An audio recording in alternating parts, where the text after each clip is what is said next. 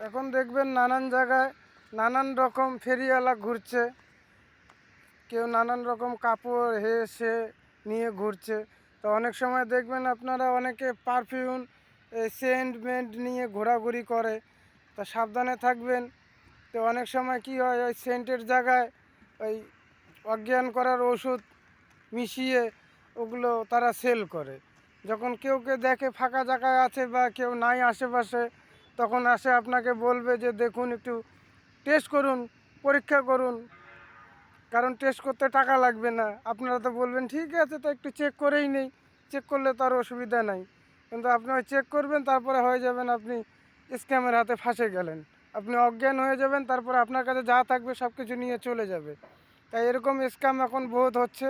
এরকম স্ক্যামের হাত থেকে বাঁচার জন্য সাবধানে থাকুন, সতর্ক থাকুন।